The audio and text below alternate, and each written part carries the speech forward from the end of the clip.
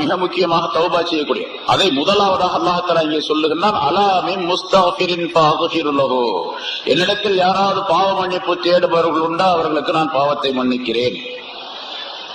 அலா மின் முஸ்தர்ஸிகின், இரண்டாவது உணவை தேடுபவர்கள் உண்டா என்னிடத்தில் அவர்களுக்கு உணவளிக்கின்றேன்.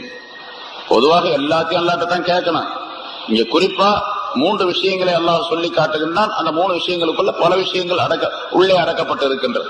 அது ரிஸ்கை ரிஸ்கை பொதுவாக நம்ம உலகத்துல வாழ்வதே இந்த ரிஸ்குக்காக வேண்டித்தான், உணவுக்காக வேண்டித்தான்.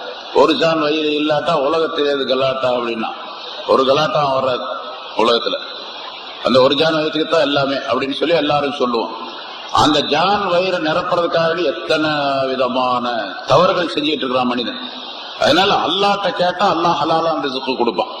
அல்லாஹ்ட்ட கேட்டு வாங்கணும்னு சொன்னா அல்லாஹ்ட்ட கேட்டு வாங்குறது அப்படின்னு சொல்லிட்டு வீட்டுக்குள்ளேயே உட்கார்ந்துக்கிறது, பள்ளியாசல் வந்து உட்கார்ந்துக்கிறது அர்த்தம் இல்ல. வேலையெல்லாம் எல்லா வேலையும் செய்யணும். என்னென்ன டியூட்டி பாக்குறோமோ அந்த டியூட்டி எல்லாம் பார்க்கணும். ஆனா கேட்கறது அல்லாஹ்ட்ட கேட்கறது அல்லாஹ் ஹலாலான முறையில கொடுப்பான். கேட்டுக்கிட்டே இருக்கணும், அல்லாஹ் தான் கொடுப்பான். முன்னால் நிறைய விஷயங்கள் சொல்லப்பட்டிருக்கிறது அது சம்பந்தமாக. அல்லாஹ்ட்ட கேட்கணும், கேட்டா அல்லாஹ் தஆலா நம்ம மனமுறையை கேட்டால் அல்லாஹ் தஆலா கொடுப்பான். ஹலாலான வழியில சிரமம் இல்லாம நமக்கு தேவையான ரிஸ்குகளை கொடுத்துக்கிட்டு இருப்பான். அவன்கிட்டயே கேட்க.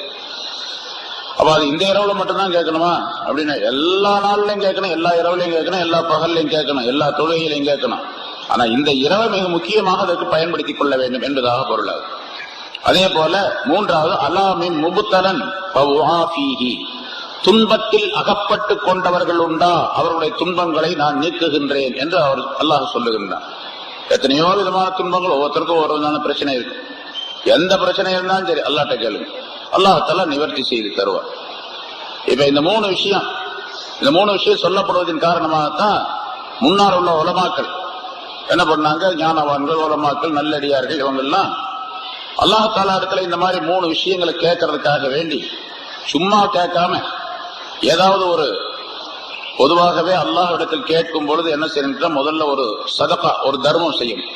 ஏழை எளியவர்கள் தர்மம் செய்துவிட்டு அந்த தர்மத்தின் பொருட்டால் என்னுடைய தேவைகளை நிறைவேற்றி வைப்பாயாக, எனக்கு உணவளிப்பாயாக, என்னுடைய பாவங்களை மன்னிப்பாயாக, என்னுடைய துயரங்களை தீர்ப்பாயாக என்று கேட்டால் அந்த சதகாவின் காரணத்தினால் அல்லாஹ் தஆலா அதை நிறைவேற்றி தருவான் இல்லையா.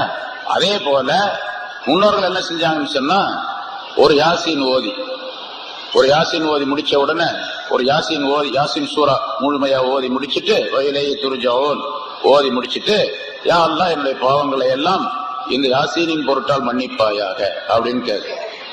அப்புறம் ஒரு யாசீன் ஓதிட்டு கடைசியில எனக்கு உணவளிப்பாயாக, நான் ரிஸ்கை தருவாயாக என்று கேட்கிறேன்.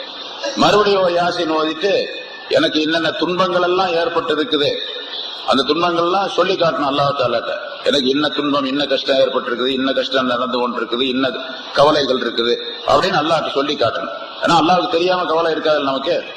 நமக்கு எல்லா கவலை பூரா அல்லாஹ்வுக்கு தெரியும் இல்ல, தெரியாது அல்லாஹ்வுக்கு தெரியும். தெரிஞ்சாதான் கவலையே வந்திருக்குது நமக்கு.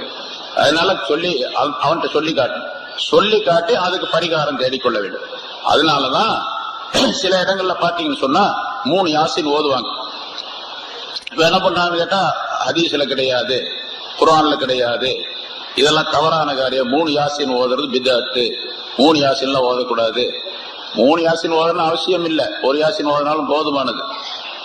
என்ன சும்மா துஆ கேட்டாலும் போதுமானது. ஆனா ஒரு யாசீனை ஓதும் பொழுது அந்த யாசீன் என்பது பொதுவாக எல்லா விதமான பிரச்சனைகளுக்கும் தீர்வாக பல நன்மைகளுக்குரியதாக அது இருக்கின்ற காரணத்தால் அது ஓதப்படுகின்றது. அவ்வளவு அது ஓதி துஆ கேட்கும்போது அல்லாஹ் தஆலா நமக்குடைய தேவையை நிறைவேற்றி வைப்பான் என்ற காரணத்தினால் அது ஓதப்படுகின்றது.